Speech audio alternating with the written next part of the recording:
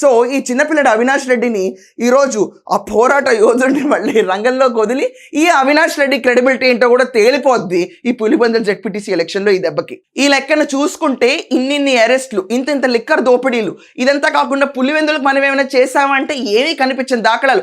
And వాళ్ళ ఫ్యామిలీకి హెడ్గా ఉన్న చిన్నాన్న మర్డర్ కేసుని తప్పిదోవ పట్టించి అవినాష్ రెడ్డి అనేవాడిని కూడా అరెస్ట్ చేయకుండా ఆపిచ్చి, అండ్ ప్రతి ఒక్కళ్ళు ఎందుకు అడగట్లేదు, అసలు నీకెవరు చెప్పారు జగన్, ఏ రీజన్తో చనిపోయారు వివేకానంద రెడ్డి గారు, సునీతారెడ్డి గారికి తెలియక ముందే నీకు తెలుసు, నీకు అసలు ఫోన్ చేసి చెప్పింది ఎవరు, ఎందుకు ప్రశ్నించరు? ఇది అందరూ ఎందుకు ప్రశ్నించరు?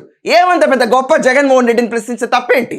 అసలు సాక్షి పేపర్కి ఎవరు చెప్పారు గుండెపోటు అనేది, అది కూడా అడగాలి కదా. హాస్పిటల్లో కుట్లు వేపిస్తే గంగిరెడ్డి ఏం చెప్తే అది నడిచిపోదు కదా. అసలు గుండెపోటుని ఎవరు చెప్పారు? తర్వాత గొడ్డలిపోటు కాస్త నారాసు రక్త చరిత్ర ఎలా అయింది, సాక్షిని ఎండేరు ఎందుకు, ప్రతి ఒక్కళ్ళు ఎందుకు మాట్లాడరు? అసలు అవినాష్ రెడ్డి భారతిరెడ్డి పిఎస్కి ఎందుకు ఫోన్ చేశాడు? 4 ఆ టైంలో ఎందుకు ఫోన్ చేశాడు? అయినా పొద్దున్నే లేసి సుప్రభాత్ సేవ పెట్టుకున్నట్టు మనం ఏమైనా ఎన్టీ రామారావు గారండి పొద్దున్నే 4 మేనిఫెస్టో మీటింగ్ పెట్టుకోవడానికి?